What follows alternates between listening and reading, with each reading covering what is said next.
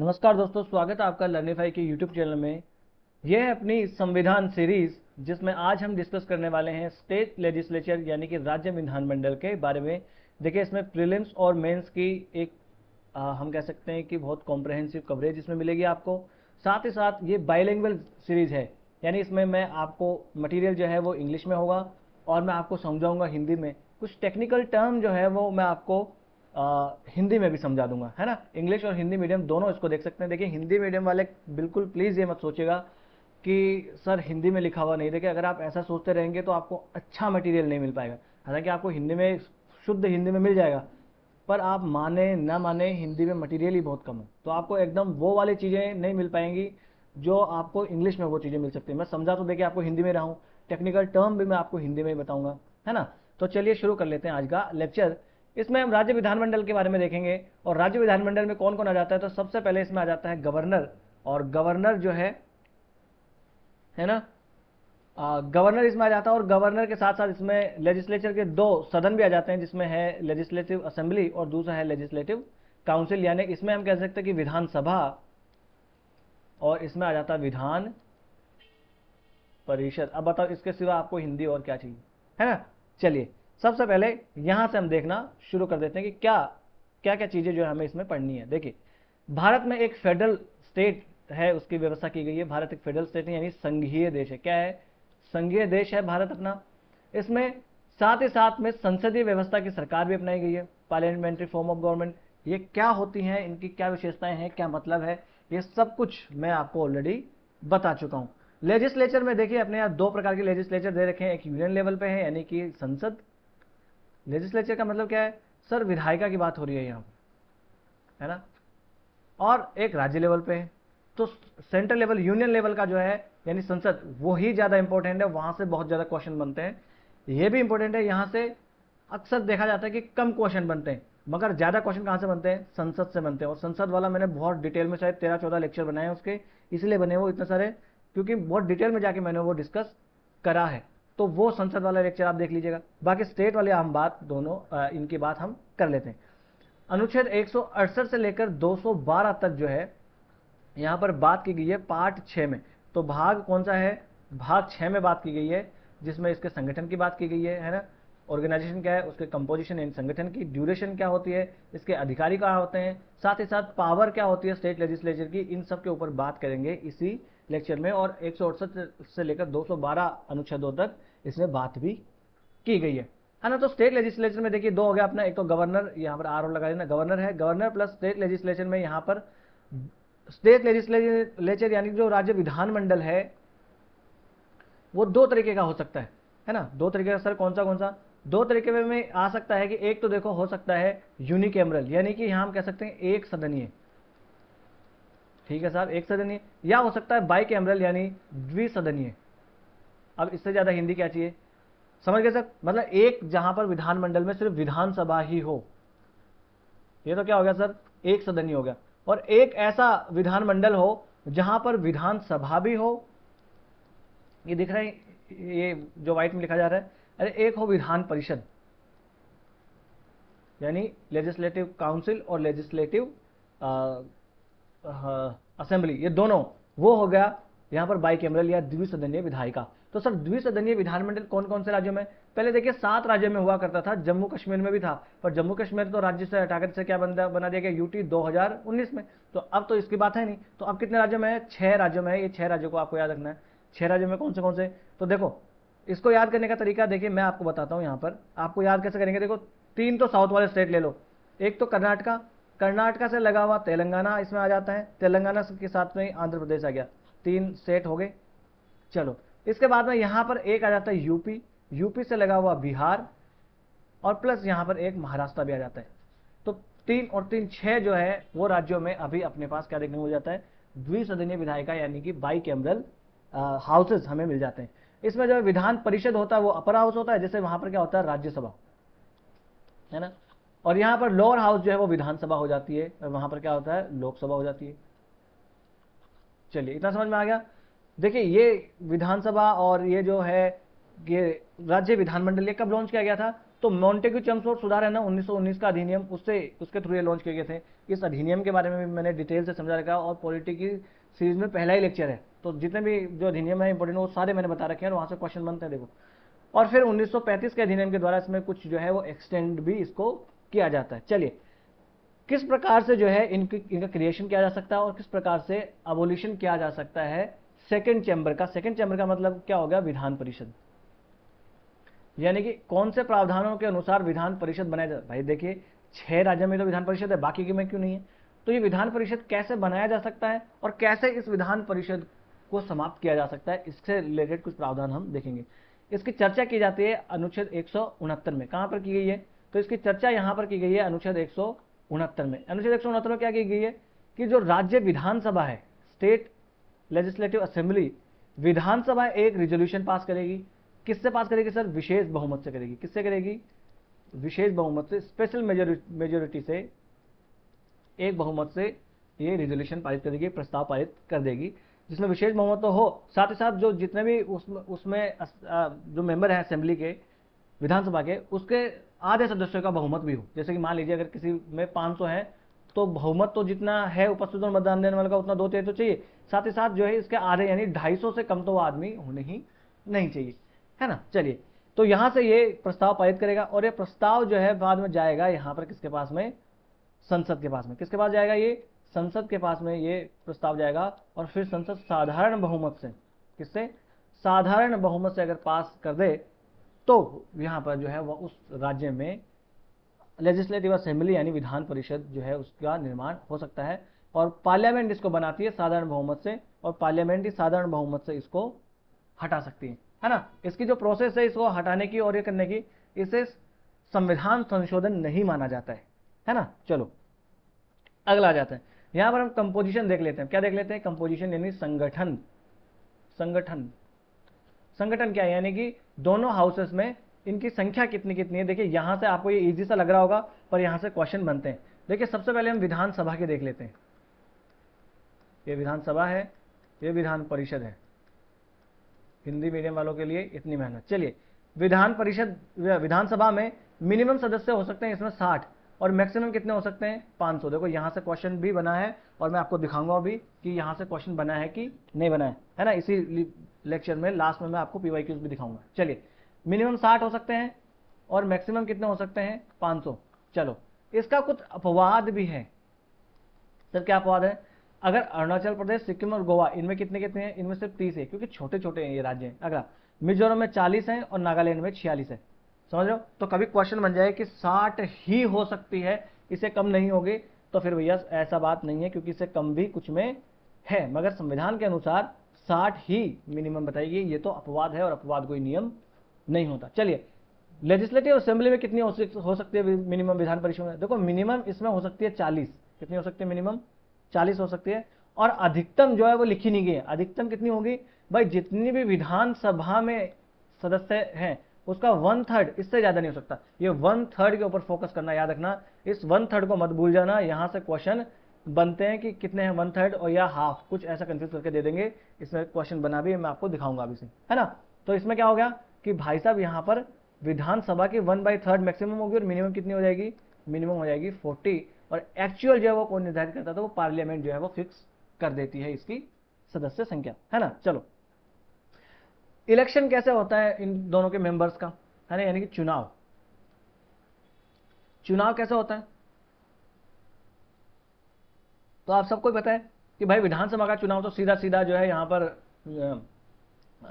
वयस्क मताधिकार के आधार पर होता है, यूनिवर्सल अडल्ट फ्रेंचाइजी के आधार पर होता है। हर 21 साल से बड़ा आदमी जाता है और वोट देके आ जाता है ना। अच्छा 21 साल से बड़ा थोड़ी, 18 साल से बड़ा जो है वो जाता है और वोट देकर आ जाता है। यहां पर देखिए फिर क्या है, पर लेजिस्लेटिव असेंबली में सीधे चुनाव नहीं होते, इसमें तो अप्रत्यक्ष चुनाव होते हैं, इनडायरेक्ट अप्रत्यक्ष चुनाव होते हैं। जैसे इसमें जितने भी होते हैं उनका 1/3 1/3 3 जगह कर लेना, एक 1/3 यहाँ, एक 1/3 यहाँ और एक 1/3 यहाँ। ये चीजें जो है ये ऐसा याद नहीं होगी, यहाँ मैं समझाऊंगा आपको। देखो इसमें जितने भी सदस्य हैं उनके 1/3 को तो चुना जाएगा। कौन चुनेगा, जो भी local municipal bodies, district boards वगैरह हैं वो इसमें करेंगे। यानी कि हम इसमें देख सकते हैं कि नगर पालिका, इसमें जो है नगर पालिकाएं वगैरह इसमें चुनाव करेगी 1/3 का। तो चलो जी, जितने भी सदस्य हैं उनका 1/3 ये चुनाव कर लेंगे। उसके बाद 1/3 करेगा, कौन करेगा? 1/3 यहाँ पर करेगा स्टेट असेंबलीज। कौन करेगा? स्टेट असेंबलीज करेगी, यानी विधानसभा जो है ना, विधानसभा, उसके सदस्य 1/3 को चुन लेंगे। चलो जी, 1/3 1/3 2/3 तो हो गया। अब बाकी का बचा 1/3, इसको कौन करेगा सर? इस बाकी के बचे 1/3 को करेंगे, इस 1/3 के फिर अब हम यहाँ पर करेंगे 3 पार्ट। ये जो आपको 1/3 दिख रहा है ना, ये वाला 1/3, इस 1/3 के हम करेंगे यहाँ पर 3 पार्ट। इसमें 1/6 एक तरफ है और 1/12 और 1/12 ऐसे कर लो। समझ लो बात? यानी कि आप यहीं पर ले आना, देखिए यहाँ पर ऐसे करके ये इधर आके ले आना, है ना। यहाँ पर वीडियो आ रहा होगा तो आपको दिखेगा नहीं, इसलिए मैं इधर लेके आ जा रहा हूँ। इस 1/6 जो आपको देख रहे हैं, ये तो आपको पता ही होगा कि राज्य के जो गवर्नर होते हैं ना, राज्यपाल, वो राज्यपाल जो है वो नॉमिनेट करेंगे, यहाँ से नाम निर्देशित करते हैं 1/6 को। तो कला, साहित्य, विज्ञान, समाज सेवा और सहकारिता, कला, विज्ञान, साहित्य, समाज सेवा, सहकारिता, इन में है ना, एक सहकारिता वाला अलग से आ जाता है इसमें। संसद में देखें तो राज्यसभा में सहकारिता वाला नहीं आता, बाकी सारे आते हैं। तो इनके आधार पर 1/6 को इनमें से सिलेक्ट करेंगे, राज्यपाल नॉमिनेट कर देंगे। 1/12 जो है, यानी 1/12 सदस्य जो है वो जो 3 साल से ग्रेजुएट हैं वो चुनेंगे, और 1/12 जो है वो कौन से चुनेंगे? जो टीचर हैं, कम से कम हम कह सकते हैं कि सेकेंडरी तक का, है ना, जो सेकेंडरी लेवल तक का टीचर जो है, उससे कम का नहीं, सेकेंडरी तक के जो टीचर है वो 1/3 जो है 1/12 जो है वो सेलेक्ट करेंगे। तो इस प्रकार से इनको यहाँ पर लेजिस्लेटिव काउंसिल यानी विधान परिषद के सदस्यों का चुनाव होता है। नहीं समझ में आया, एक बार वीडियो फिर से जाके देख लेना, समझ में आ जाएगा। अगला ये देखिए, बाद में क्या है कि एक मेंबर जो है वो विधानसभा में, यहाँ पर विधानसभा की बात है, तो विधानसभा में एक मेंबर एंग्लो इंडियन कम्युनिटी का, है ना, आंग्ल भारतीय समुदाय जो है उसका चुना जाएगा, है ना। और यहाँ पर जो है 1/6 जो है वो चुने जाते हैं विधान परिषद में गवर्नर के द्वारा। अभी मैंने बता दिया कैसे कैसे करते हैं, किस किस को करते हैं, कला, विज्ञान, समाज सेवा, सहकारिता वाला। चलो, ये 104वें संविधान संशोधन के माध्यम से ये एंग्लो इंडियन को चुनने वाली प्रथा जो थी ना, एक सदस्य को नाम निर्देशित करने वाली, ये प्रथा समाप्त कर दी गई है अब लोकसभा में, साथ ही साथ राज्य जो विधानसभा है उनमें भी, स्टेट असेंबलीज में भी ये समाप्त कर दी गई है। इसका एंड कर दिया गया है, कौन सा अमेंडमेंट के थ्रू? 104 यानी 104वें अधिनियम के माध्यम से ऐसा कर दिया गया।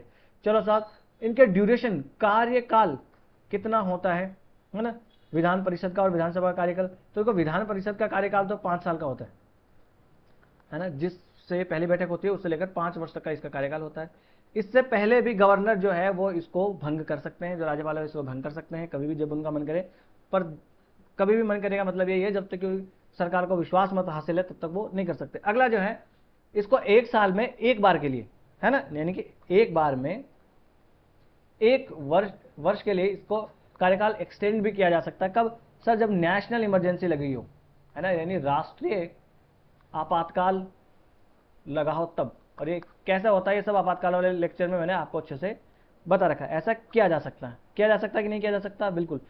अब सर, इसका लेजिस्लेटिव असेंबली का तो हो गया, परिषद जो है विधान परिषद, इसका कार्यकाल कितने साल का होता है? तो देखिए, इसका कोई कार्यकाल नहीं होता, ये स्थायी सदन है। जैसे राज्यसभा वैसे स्थायी सदन है ना, वैसे ही ये भी एक स्थायी सदन है, यानी कि ये कभी समाप्त नहीं होता, ये डिसॉल्व नहीं होता, ये भंग नहीं होता है। हाँ, इतना है कि इसके 1/3 जो सदस्य हो ना, 1/3 सदस्य हर 2 वर्ष में रिटायर होते रहते, एवरी सेकेंड ईयर वो रिटायर होते रहते हैं, ऐसा है। तो कभी क्वेश्चन आए तो बता देना कि इसका कोई कार्यकाल नहीं होता। चलो सर, क्वालिफिकेशन क्या होगी ये जो स्टेट लेजिस्लेचर है ना, इनके मेंबर्स का, यानी विधानसभा, है ना, विधानसभा और विधानमंडल दोनों का देख लेंगे एक एक करके, है ना। इनका लेजिस्लेचर का मतलब विधानमंडल ही हो गया पूरा यहाँ, है ना। तो इनकी क्या यहाँ पर क्वालिफिकेशन होती है, वो क्वालिफिकेशन सर बता दीजिए सर। बिल्कुल बता देते हैं। देखिए, संविधान तो कुछ क्वालिफिकेशन निर्धारित करता है, कुछ क्वालिफिकेशन जो है वो यहाँ पर पार्लियामेंट का जो रिप्रेजेंटेशन ऑफ पीपल एक्ट है 1951 वाला, ये कुछ योग्यताएं बताता है, ये होनी चाहिए उसमें। चलिए, पहला तो ये देखिए, संविधान कहता है कि वो भारत का नागरिक होना चाहिए, सही बात है। उसे कुछ शपथ लेनी पड़ेगी, ले लेंगे जी, कोई बात नहीं। अगला, लोकसभा का इसे राज्य विधानसभा का सदस्य बनना तो उसे 25 वर्ष का होना चाहिए, और राज्य विधान परिषद का बनना हो तो उसे कम से कम 30 वर्ष का होना चाहिए। इससे कम वाले जो है वो नहीं बनेगा, या 30 वर्ष या 30 वर्ष से ज्यादा, 25 वर्ष या 25 वर्ष से ज्यादा का होना चाहिए। अब रिप्रेजेंटेशन ऑफ पीपल एक्ट भी कुछ जो है यहां पर निर्धारित करता है, जैसे कि एक तो ये हो गया कि वो जिस विधानसभा से चुना जा रहा है उसकी कॉन्स्टिट्यूएंसी से वो जो है वो इलेक्टर होना चाहिए। अगला, अगर गवर्नर का नॉमिनेशन करना है, नाम निर्देशित करेगा राज्यपाल किसी को, तो वो फिर उस राज्य का निवासी होना चाहिए, रेसिडेंट होना चाहिए। और अगर किसी को SC ST सीट से लड़ना है तो फिर उसे SC ST समुदाय का होना चाहिए। यही कुछ क्वालिफिकेशन है। चलो साहब, क्वालिफिकेशन तो हो गई, कुछ डिस्क्वालिफिकेशन भी होती होगी, है ना, अयोग्यताएं। अयोग्यताएं भी कुछ होती होगी, बिल्कुल सर अयोग्यताएं होती है। किस किन आधार पर अयोग्य हो सकता है, तो संविधान किन आधार पर अयोग्य बताता है, RPA यानी रिप्रेजेंटेशन ऑफ पीपल एक्ट जो है वो हिंदी में कहेंगे जन प्रतिनिधित्व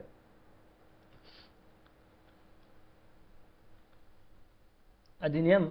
और यहां पर एक एंटी डिफेक्शन, यानी हम कह सकते हैं दल बदल के आधार पर उनको जो है यहां पर डिस्क्वालीफाई किया जा सकता है। ये 2-3 तरीके के डिस्क्वालिफिकेशन हैं।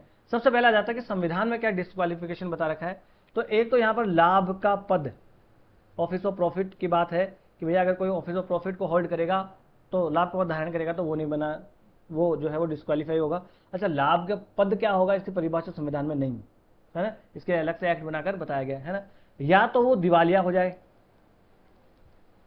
दिवालिया होने का मतलब है आपने किसी से उधार ले रखा हो और फिर आप चुकाने में नाकाम रहे हो तो आप दिवालिया घोषित कर दिए जाओगे कोर्ट के द्वारा, है ना। अगला ये हो जाए कि उसने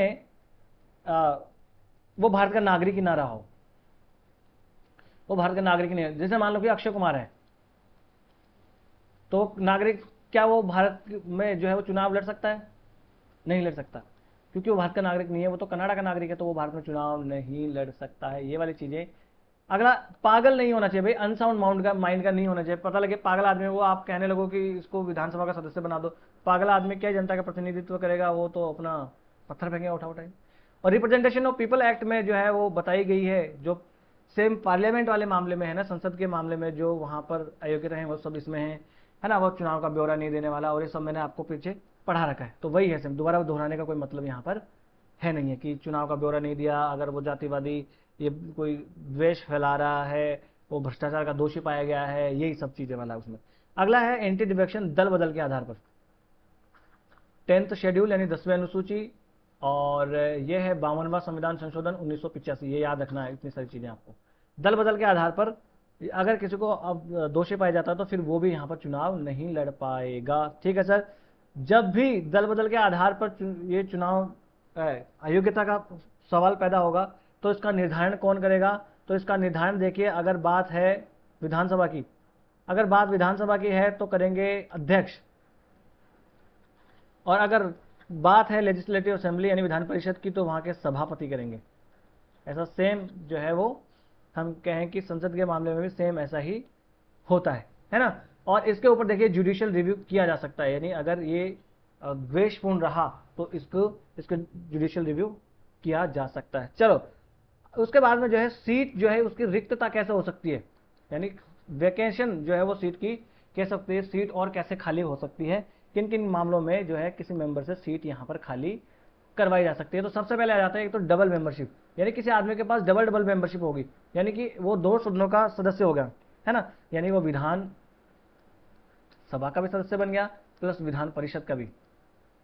अगर मान लीजिए उसके पास दोनों, किसी राज्य में दोनों है, या ऐसा हो गया कि भैया वो विधान, माफ कीजिएगा, या ऐसा भी हो सकता है कि मान लीजिए कि वो विधान सभा का सदस्य है, साथ ही साथ वो मान लीजिए कि लोकसभा का भी सदस्य है, तो ऐसा भी नहीं हो सकता। एक ना एक जो है उसमें आपको छोड़ना पड़ेगा, नहीं तो इन दोनों में से जो बड़ा सदन होता है ना उसकी सदस्यता जाती है। ये कंसेप्ट आपको याद रखना, कभी भी आपको आए कि किसकी सदस्यता जाएगी तो बड़ा वाला जो सदन है उसकी सदस्यता जाती है तुलनात्मक रूप से। अगला, डिस्क्वालिफिकेशन के आधार पर भी सीट जो है वो खाली करवाई जा सकती है। डिस्क्वालिफिकेशन कैसा करवाया जा सकता है सर? डिस्क्वालिफिकेशन किसी भी तरीके का डिस्क्वालिफिकेशन किया जा सकता है यहाँ पर, कि मान लीजिए कि दल बदल के आधार पर हो गया, या RPA के आधार पर हो गया, लाभ के पद के आधार पर किसी का डिस्क्वालिफिकेशन हो गया, तो फिर इन सब को हटाया जा सकता है। अगला, रेजिग्नेशन के आधार पर, यानी कि वो इस्तीफा देते, त्याग पत्र दे दे अगर मेंबर, तो किसको तब भी कर। अब त्याग पत्र किसको देगा? भाई स्पीकर को देगा विधानसभा का, विधानसभा के अध्यक्ष को, और जो विधान परिषद का है वो विधान परिषद वाला जो है वो विधान परिषद का जो सभापति है उसको दे देगा। एब्सेंस यानी वो अनुपस्थित रहे, 60 दिन से ज्यादा बिना परमिशन के अनुपस्थित रहेगा तो उस आदमी को उसकी सदस्यता जाती रहेगी। अगला, और कौन से मामले हो सकते हैं, तो और मामलों में अगर हम देखें तो यहां पर आ सकता है उसका चुनाव जो है वो कोर्ट उसका चुनाव ही रद्द कर दे। अगला, सदन उसे निकाल दे कि भैया तू रहने लायक नहीं है, सदस्य बनने लायक नहीं, तू बाहर जा, तुझे हम निकाल रहे हैं। जैसे महुआ मोइत्रा को लोकसभा ने निकाल दिया था, वैसे विधानसभा किसी को निकाल दिया, ऐसे है ना। अगला, अगर वो प्रेसिडेंट बन गया हो या तो वाइस प्रेसिडेंट बन गया हो, यानी राष्ट्रपति या उपराष्ट्रपति बन गया हो, तब भी वो हटाया जा सकता है। चलिए अगला, अगर वो अपॉइंट कर दिया गया गवर्नमेंट के ऑफिस में किसी में, तब यानी कि लाभ का पद वाली बात आ गई, तब उसको जो है उसकी सीट जो है वो खाली करवाई जा सकती है। अगला, यहां पर प्रिसाइडिंग ऑफिसर्स जो होते हैं ना स्टेट लेजिस्लेचर में, उनके बारे में कुछ जानकारी दी है, वो एक एक करके डिस्कस कर लेते हैं। तो देखो यहां पर है स्टेट लेजिस्लेटिव असेंबली यानी विधान सभा के बारे में। विधानसभा में कौन प्रिसाइडिंग ऑफिसर होते हैं? प्रिसाइडिंग ऑफिसर का मतलब क्या हो गया? पीठासीन अधिकारी। अब बताओ इससे ज्यादा हिंदी अब मैं क्या लेके आ जाऊं आपके लिए। पीठासीन अधिकारी में सबसे पहले आ जाएगा स्पीकर यानी अध्यक्ष, और वाइस स्पीकर या कहेंगे डेप्यूटी स्पीकर तो हो गए उपाध्यक्ष विधानसभा के, है ना।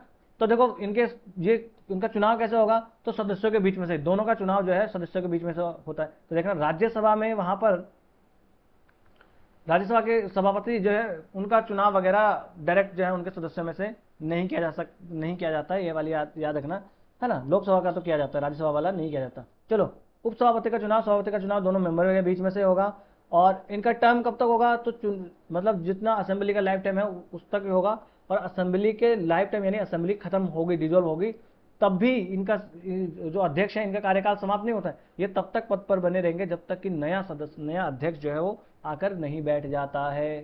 समझ रहे हो आप। अगला, अगर एक्सपायर हो जाए इनका टर्म, तब उसके आधार पर कैसे हो सकता है, तो अगर कोई सदस्य जो है वो सदन का सदस्य नहीं बना रह सकता तो फिर वो उसका सभापति भी नहीं बन सकता, साथ ही साथ उपसभापति भी नहीं बन सकता। इस प्रोविजन से ऑलरेडी क्वेश्चन आ चुका है कि अगर वो सदन का सदस्य ही रहने लायक नहीं है तो फिर वो सभापति भी नहीं बन पाएगा। चलिए अगला, अगर वो डेप्यूटी स्पीकर यानी कि हम कहें कि उपाध्यक्ष को इस्तीफा दे दे तब भी वो उसकी सीट खाली हो जाएगी। अगला, यहां पर पूर्ण बहुमत के द्वारा, पूर्ण बहुमत क्या होता है, उपस्थित और मतदान देने वाला नहीं, सदन की जितने भी सदस्यों की संख्या है उसका आधे से अधिक, यानी मान लें किसी की सदन की सदस्यता संख्या है यहां पर हम देखें कि मान लीजिए 500 है, तो भैया कम से कम 251 सदस्य कह देंगे तब वो हटेगा। पर उसे हटाने के लिए 14 दिन का पहले का नोटिस दिया जाना जरूरी है। ये दोनों में सेम से सेम बातें हैं, है ना। अगला आ जाता है यहां पर जो डेप्यूटी स्पीकर होते हैं ना, उपाध्यक्ष जो है वो अध्यक्ष की तरह काम करते हैं दो मामलों में। कौन से मामले हो गए सर? एक मामला तो जब अध्यक्ष का जो है उसका पद खाली हो, यानी पद रिक्त हो तब। दूसरा, जब अध्यक्ष जो है वो अनुपस्थित हो, अध्यक्ष जो है वो सदन में ना हो, तब उसका काम कौन करेगा? उपाध्यक्ष करेगा। दोनों ही मामलों में अगर हम देखें तो दोनों ही मामलों में यहां पर अब जो उपाध्यक्ष हैं उनकी पावर जो है वो अध्यक्ष के समान ही होगी जब वो अध्यक्ष के तौर पर बैठेंगे, है ना। चाहे अध्यक्ष हो या उपाध्यक्ष, अगर दोनों, चलो मान लो कि अध्यक्ष नहीं है तो यहां पर उपाध्यक्ष आ जाएंगे। अब भैया उपाध्यक्ष और अध्यक्ष दोनों नहीं है तो कौन बैठेगा? अध्यक्ष और उपाध्यक्ष नहीं हो तो कौन बैठेगा? तो उन व्यक्तियों में से एक व्यक्ति को चेयर पर बैठेगा जिसको सभापति के पैनल में, जिसका नाम है क्या है सर? सभापति का पैनल। अगर आपने मेरे से संसद पढ़ी है तो आपको पता है सभापति और उपसभापति का पैनल क्या होता है, तो उसमें से जो है फिर यहां पर बैठेगा। समझ रहे हो ना। चलिए, और उनमें से भी कोई नहीं है तो फिर गवर्नर बताएगा जो वो बनेगा। जैसे अगर संसद में देखें तो ऐसा होता है, विधानसभा में, इसमें लोकसभा में, तो फिर कौन बैठेगा? अगर वो सब भी ना हो तो फिर राष्ट्रपति जिसको बोलेंगे वो बैठेंगे। चलो, यहां पर है स्टेट लेजिस्लेटिव असेंबली काउंसिल, है ना, यानी विधान परिषद। वो विधानसभा के बारे में देख रहे थे, विधान परिषद के बारे में कौन से कितने में है, तो 6 राज्यों में अभी सिर्फ है। तो यहां पर उसका चेयरमैन एक है, डेप्यूटी चेयरमैन, दोनों की बात हम कर लेते हैं। दोनों का ही चुनाव जो सदस्य हैं वो अपने में से ही करते हैं, और उनकी सीट खाली हो जाएगी अगर वो दोनों ही मेंबर बनने लायक नहीं रहे तो अगर वो जो रिजाइन कर दे, जो उपसभापति है उपसभापति को इस्तीफा दे देंगे, उपसभापति सभापति को इस्तीफा दे देंगे। अगर उनको हटाना हो तो जो है आपको सभी सदस्यों का बहुमत चाहिए, यानी पूर्ण बहुमत चाहिए आपको। ये बहुमत कितने प्रकार के होते हैं और कितने प्रकार के नहीं होते हैं, विशेष बहुमत में कितने प्रकार के होते हैं, ये संसद वाला चैप्टर जो था उधर मैंने अच्छे से पढ़ा दिया है ना। बट याद रखना 14 दिन का पूर्व नोटिस आपको देना ही पड़ेगा, तभी आप हटा सकते हो, ठीक है। और यहाँ पर देखो चेयरमैन का पावर है सारा का सारा वैसा ही है जैसा अध्यक्ष का पावर है, यानी सभापति के सारे अधिकार वैसे ही हैं जैसे अध्यक्ष के होते हैं, विधानसभा अध्यक्ष के। पर एक डिफरेंस यहाँ पर आ जाता है, कोई विधेयक धन विधेयक है कि नहीं ये डिसाइड करने का अधिकार सिर्फ अध्यक्ष को है। कौन सा अध्यक्ष? विधानसभा का अध्यक्ष। वैसे ही वहां पर भी संसद में लोकसभा अध्यक्ष को होता है ना। यहां पर देखें जो डेप्यूटी चेयरमैन है, डेप्यूटी चेयरमैन जो है वो चेयरमैन के जैसे काम करेंगे दो मामलों में, जब चेयरमैन का पद रिक्त हो या तो चेयरमैन जो है वो एब्सेंट रहे, तो सेम वही वाली बात है। और जब बैठेंगे तो सारी शक्तियां उनके जैसे ही सेम टू सेम रहेगी, है ना। और अगर ये दोनों ही सभापति और उपसभापति दोनों ही ना हो तो फिर कौन बैठेंगे? जो उपसभापति का पैनल है। देखिए विधान सभा जो होती है ना उसमें सभापति का पैनल होता है और यहाँ पर उपसभापति का पैनल होता है। तो उपसभापति के पैनल में से जो सदस्य हों वो एक यहाँ पर बैठे जाएंगे, है ना। और सेम शक्तियां वगैरह होगी जब वो एज ए चेयरमैन बैठेंगे तब। चलो ड्यूरेशन कितना होता है, समयावधि जो है वो कितनी होती है दोनों सदनों की? तो देखिए जो विधान, ये है यहाँ पर सभा और है विधान परिषद। चलिए तो विधानसभा जो है इसका 5 साल इसका कार्यकाल होता है। अगर 5 साल होता है नॉर्मली, इससे पहले अगर गवर्नर इसे भंग नहीं कर दे तो, अगर भंग गवर्नर कर सकते हैं राज्यपाल, मगर राज्यपाल अपनी मन की मर्जी से भंग नहीं कर सकते। जब तक कि सरकार को बहुमत हासिल है वो इसे भंग नहीं कर सकते हैं। अगला, राष्ट्रीय आपातकाल लग गया हो तब इसका कार्यकाल जो है वो एक्सटेंड किया जा सकता है ना। 1 साल में एक बार नहीं, एक बार में 1 साल के लिए, एक बार में 1 साल के लिए इसका कार्यकाल बढ़ाया जा सकता है ना। और 6 महीने तक जो है वो उसका इफेक्ट रहता है। जो प्रोक्लेमेशन यानी जो घोषणा जारी की जाती है ना, वो आपातकाल के 6 महीने तक वो उस घोषणा का प्रभाव रहता है। ये सब आपको पता ही ऑलरेडी। यहाँ पर है विधान परिषद। विधान परिषद जो है वो इसका डिसोल्यूशन यानी इसे भंग नहीं किया जा सकता है।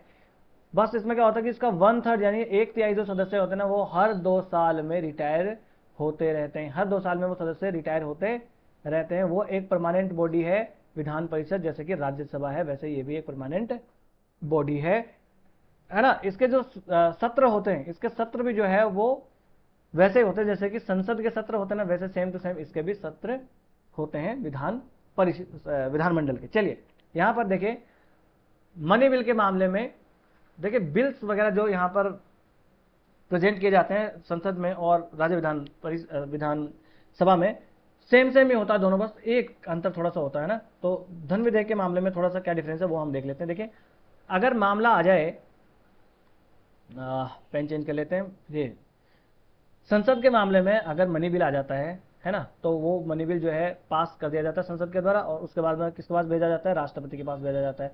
अब राष्ट्रपति के पास यहाँ पर 3 उनके पास ऑप्शन होते हैं, या तो वो इससे सहमति दे देंगे तो भैया बिल जो है वो एक्ट बन जाएगा, चलो, या वो अपनी सहमति रोक सकते हैं। जब वो सहमति रोकेंगे तो क्या होगा कि वो बिल लैप्स हो जाएगा। ये वीटो, हमने पॉकेट वीटो और ऐतिहासिक वीटो सब पढ़ी रखें। चलिए उसके बाद में है ये यहाँ पर रिकंसिडरेशन के लिए भेज सकते हैं, यानी पुनर्विचार के लिए। राष्ट्रपति यहाँ पर पुनर्विचार के लिए भेज सकते हैं, पुनर्विचार के लिए राष्ट्रपति नहीं भेज सकते धन विधेयक को पुनर्विचार के लिए भेज सकते हैं, या तो वो सहमति देंगे या तो रोक सकते हैं। सेम मामला अगर राज्य विधान परिषद में आए और वहां की विधानसभा जब उससे पारित करके राज्यपाल के पास भेज देती है, तो राज्यपाल के पास यहाँ पर 4 ऑप्शन होते हैं। राष्ट्रपति के पास सिर्फ 3 ही होते हैं और राज्यपाल के पास 4 होते हैं। देखिए इस मामले में राज्यपाल जो है वो राष्ट्रपति से ज्यादा पावरफुल दिखाई देते हैं। पहला मामला, ये 3 तो देखो सेम टू सेम है।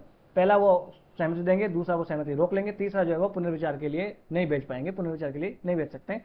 अगला, चौथा उनके पास ऑप्शन है कि वो राष्ट्रपति की सहमति के लिए सुरक्षित रख सकते हैं, यानी राष्ट्रपति की एडवाइस के लिए, है ना, राष्ट्रपति की सहमति या एडवाइस के लिए वो आरक्षित रख सकते हैं अनुच्छेद 200 के अंतर्गत, है ना, 200 के अंतर्गत वो ऐसा कर सकते हैं।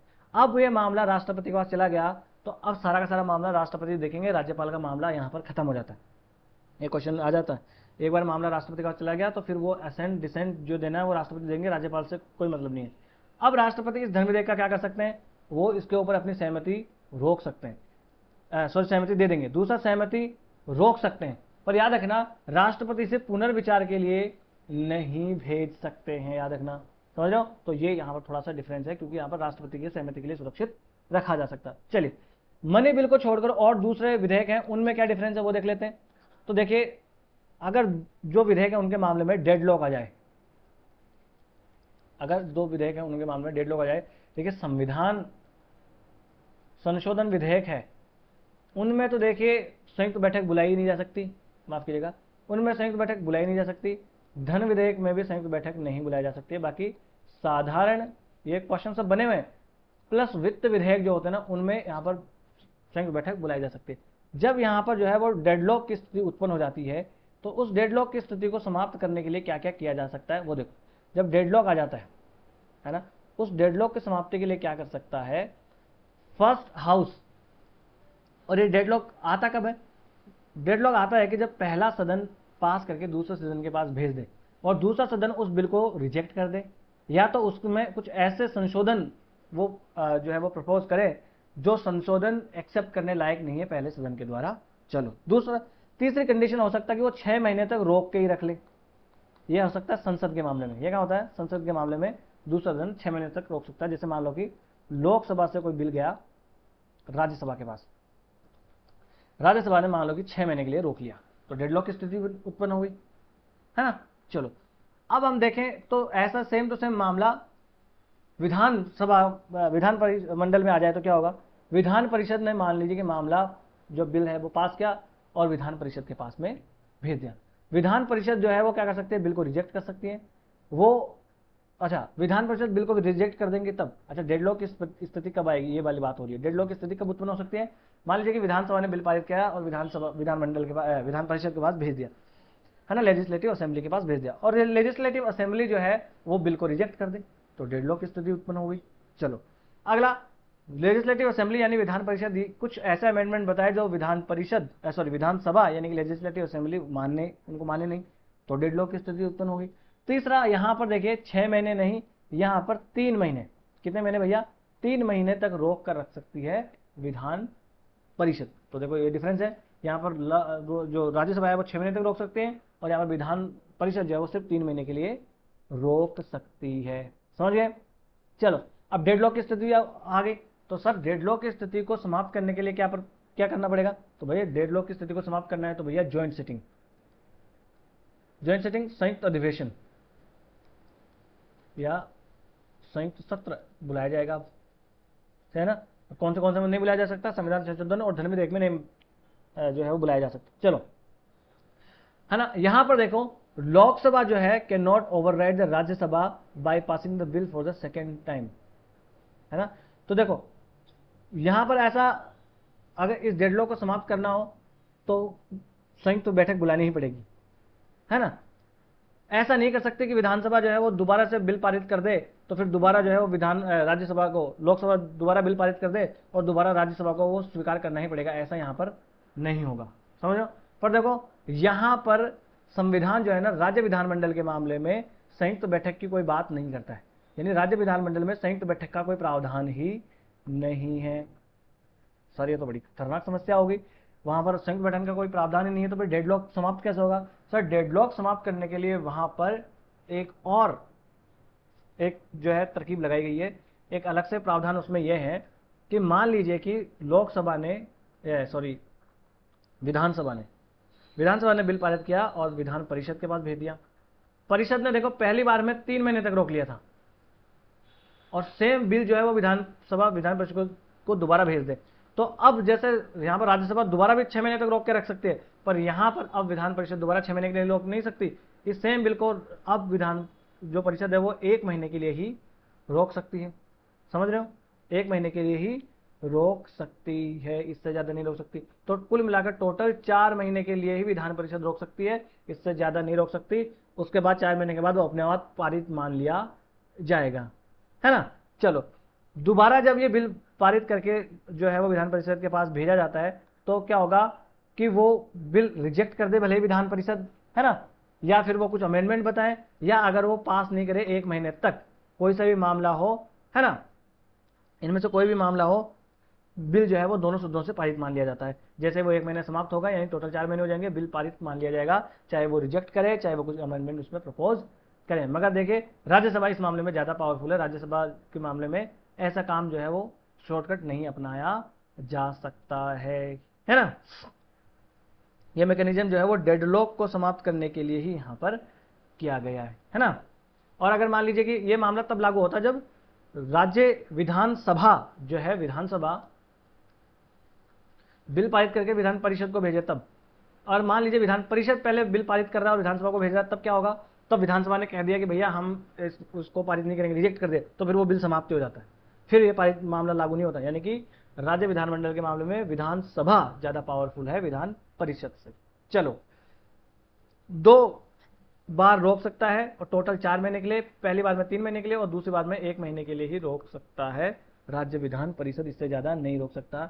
और गवर्नर का वीटो पावर क्या हो सकता, क्या पावर है गवर्नर का वीटो पावर, तो दोनों सदनों से विधेयक पारित होता है, वो जब गवर्नर के पास जाता है तो गवर्नर उस पर कुछ डिसीजन ले सकते हैं। कौन से ले सकते हैं, पहला तो वो असेंट दे सकते हैं, आपको पता ही है, दूसरा वो जो है अपनी सहमति रोक सकते हैं, तीसरा जो है अगर मनी बिल नहीं है तो वो वापस लौटा सकते हैं राज्य विधानसभा को या विधानमंडल को, और चौथा है कि यहां पर वो राष्ट्रपति के लिए सुरक्षित रख सकते हैं। और अगर मान लीजिए कि कोई हाई कोर्ट है, तो अगर उच्च न्यायालय का अधिकार क्षेत्र कम किया जा रहा है, तो उस मामले तो कंपलसरी ही है कि विधानसभा जो गवर्नर है, राज्यपाल, वो राष्ट्रपति के लिए उस बिल को सुरक्षित रखेंगे ही रखेंगे। चलो, तो कभी आएगी कंपलसरी है किस मामले में, तो कंपलसरी भी है कुछ मामलों में। चलो, विधान, ये जो हम देखें कि यहां पर प्रेसिडेंट जो है उसके कंसिडरेशन के लिए मामला चला गया, यानी कि सहमति, राज्य की राष्ट्रपति की सहमति के लिए राज्यपाल ने बिल को सुरक्षित रख लिया। अब राष्ट्रपति क्या कर सकता है, मनी बिल है यानी धन विधेयक है, उसके मामलों में तो वो या तो क्या कर सकता है कि अपनी सहमति रोक सकता है, या तो वो सहमति देगा, वापस नहीं लौटा सकता है। बट अगर धन विधेयक के सिवा कोई दूसरा विधेयक है, तो देखो संविधान संशोधन विधेयक तो ये इंट्रोड्यूस ही नहीं कर सकती है राज्य विधानसभाएं, है ना, विधान परिषद, समझ लो, विधानमंडल जो है। और दूसरा मामला हुआ तो उस मामले में क्या कर सकता है, जैसे साधारण विधेयक मामला हुआ, साधारण विधेयक के मामले में राष्ट्रपति क्या कर सकते हैं कि सहमति दे सकते हैं या तो सहमति रोक सकते हैं, 2 काम हो गया। साथ ही साथ वो रिकंसिडरेशन यानी पुनर्विचार के लिए भी लौटा सकते हैं। क्या कर सकते हैं सर, पुनर्विचार के लिए भी लौटा सकते हैं। पुनर्विचार के लिए लौटाया गया मामला जो है 6 महीने के अंदर अंदर, वापस टाइम भी है, 6 महीने के अंदर अंदर रिकंसिडर करना है विधान मंडल को और वहां पर राष्ट्रपति के पास भेजना है। चलो, राष्ट्रपति विधान मंडल ने उसके ऊपर जो है पुनर्विचार किया, और या तो अमेंडमेंट के साथ या तो बिना किसी अमेंडमेंट के साथ उसे वापस राष्ट्रपति के पास भेज दिया, है ना। अब देखो, यहां पर राज्यपाल के पास भेजने की जरूरत नहीं है। एक बार कोई मामला राष्ट्रपति की सहमति के लिए सुरक्षित रह गया तो फिर सारा जो है पावर राष्ट्रपति के पास आ जाता है, फिर राज्यपाल के पास कोई पावर नहीं रह जाता। अब फिर दोबारा से वो मामला जो है वो प्रेसिडेंट के पास चला गया, राष्ट्रपति के पास, है ना। तो अभी भी राष्ट्रपति सहमति देने के लिए बाध्य नहीं है। पर सेम यही मामला अगर लोकसभा या हम कहें कि संसद से आता, तो दूसरे मामले में एक बार पुनर्विचार के लिए लौटा दिया और दूसरे मामले में सहमति देने के लिए बाध्यकारी है, ये कह दिया गया था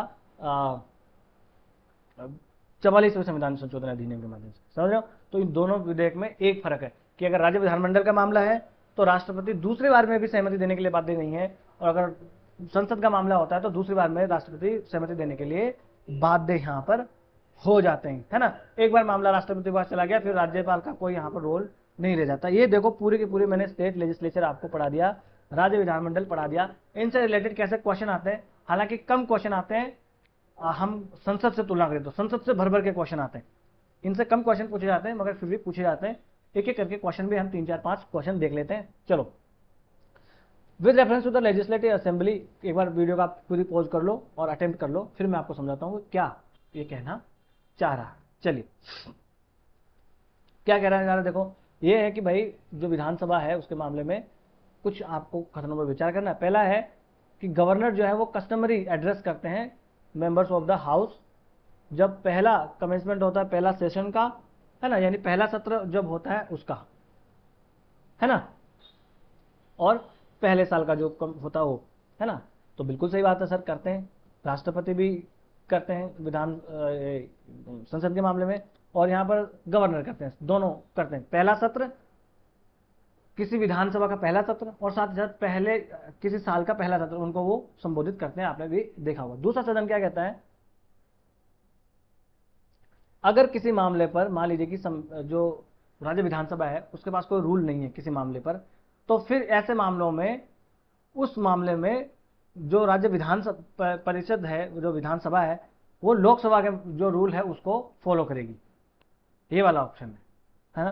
तो देखो इसे यूपीएससी ने ठीक माना है। वैसे देखा जाए तो यहाँ पे पता नहीं यूपीएससी ने कैसे ठीक माना है, अब पता भी नहीं मेरे को। तो देखिए होता क्या है कि अगर ऐसा कोई मामला नहीं है तो स्पीकर जो बात कहेंगे वही रूल बन जाती है। मान लीजिए किसी मामले पर रूल नहीं है, कोई सदस्य ने ऐसी हरकत कर दी, गुटखा थूक दिया जी, और गुटखा थूकने वाला कोई भी मामला अब तक रूल्स में लिखा ही नहीं गया है कि गुटखा थूकने पर क्या उसको सजा होगी, समझ रहे हो। तो फिर स्पीकर कह सकते हैं मैं जिसने गुटखा थूका है वो आदमी जो है 5,000 रुपये का जुर्माना देगा। तो गवर्नर जो कह देंगे, जो स्पीकर जो कह देंगे वही रूल होगा। पर यूपीएससी ने कह दिया कि नहीं साहब, जो लोकसभा कहेगी वो इसका, जो लोकसभा में जो रूल है उससे रिलेटेड वो। अरे भाई लोकसभा ने भी रूल नहीं बना रखा, तो फिर ऐसे मामलों में ऐसा हो जाएगा कि जो कोर्ट कहेगा, यानी कभी सुप्रीम कोर्ट कह दे या कभी हाई कोर्ट कह दे, वो वाला मामला फिर यहाँ पर लागू होगा। तो इसका ऑप्शन क्या हो जाएगा, दोनों ऑप्शन इसके ठीक है, बोथ 1 and 2 आर करेक्ट। अगला 2018 का क्वेश्चन है, ये भी इसको आप वीडियो को माफ कीजिएगा, वीडियो को आप पॉज करेंगे, क्वेश्चन को अटेम्प्ट करेंगे। देखिए पहला ये है कि जो स्पीकर है विधानसभा का वो अपनी सीट छोड़ देगा अगर वो मेंबर बनने लायक नहीं है तो। बिल्कुल सही बात, मैंने अभी पढ़ा है, जोर देकर देखिए। अगला, जब भी विधानसभा जो है वो भंग हो जाएगी तो उसका जो अध्यक्ष है वो अपना पद खाली कर देगा तुरंत। कैसा है, नहीं, मैंने बताया था नहीं करेगा। जब तक कि नया अध्यक्ष नहीं आ जाएगा तब तक वो उसी पद पर बना रहेगा। तो दूसरा स्टेटमेंट करेक्ट, गलत है, पहला स्टेटमेंट सही है। तो इसमें क्या हो जाएगा, ऑप्शन ओनली 1। अगला, फिर 2015 का क्वेश्चन है। तो देखो 2015 में पूछा है, 18 में पूछा है, 19 में पूछा है ना, ऐसे हर 2-3 साल में एक क्वेश्चन यहाँ से आ जाता है। चलो अगला क्वेश्चन है, यहाँ पर पॉज करो वीडियो और अटेम्प्ट करो। ये है जो विधान परिषद की बात होगी इसमें। विधान परिषद जो है इसमें लिखा गया है कि विधानसभा की सदस्य संख्या के आधे से ज्यादा नहीं हो सकती, हाफ से ज्यादा नहीं हो सकती। भाई गलत है, वो आधा नहीं 1/3 से ज्यादा नहीं हो सकती। सर बच्चे यहाँ पर गलती कर जाएंगे, आपको भी लगा होगा सर स्टेटमेंट तो ठीक है ना, तो आधे नहीं 1/3 से ज्यादा नहीं हो सकती। अगला यहाँ पर है, governor of the state nominates the chairman of the legislative council of that particular state.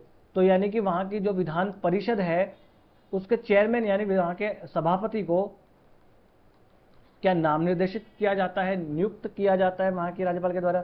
नहीं सर, वहां के सदस्य खुद चुनते हैं। तो ये गलत है और पहला भी गलत है, तो इसमें कोई भी आंसर नहीं है, डी इसका आंसर है। अगला क्वेश्चन 2008 का क्वेश्चन देखो, वहां तक 2008 तक जा जाके मैं आपके लिए क्वेश्चन ढूंढ कर लाया हूं, है ना। चलो पहला है संविधान के बारे में। संविधान के बारे में आपको कुछ ये कथन दिए हुए हैं, इनके ऊपर इनको चर्चा करना है। वीडियो आपको पॉज करना है और क्वेश्चन को एक बार अटेम्प्ट करके देखना है कि क्वेश्चन जो है वो क्या कह रहा है। यहां पर यह बताया गया है कि लेजिस्लेटिव असेंबली यानी विधानसभा, किसकी बात हो रही है, विधानसभा की बात हो रही है। विधानसभा में 450 से ज्यादा सदस्य नहीं होने चाहिए, यानी मैक्सिमम सदस्य बता रहे हैं 450, है ना, और वो भी डायरेक्ट चुने जाते हैं। क्या ठीक है ये सर? ठीक है, ठीक कैसे है, गलत है। 450 नहीं है सर, संविधान में 500 की बात की गई है, तो गलत है पहला स्टेटमेंट, बताया नहीं था अभी, मिनिमम 60 मैक्सिमम 500। चलो जी, यहां पर है कि कोई व्यक्ति को इस आधार पर डिस्क्वालीफाई नहीं किया जा सकता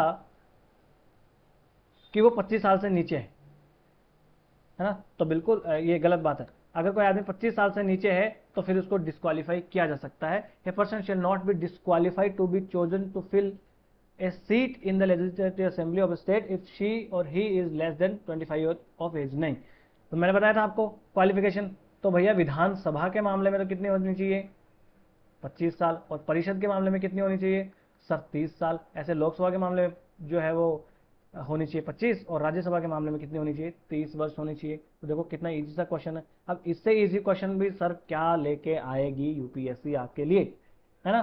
तो देखो क्वेश्चन आपसे सॉल्व हो रहे हैं करके। चलो बस, तो इसमें इतना ही आज हम देखेंगे। बहुत अच्छे से मैंने आपको पढ़ा दिया है ना।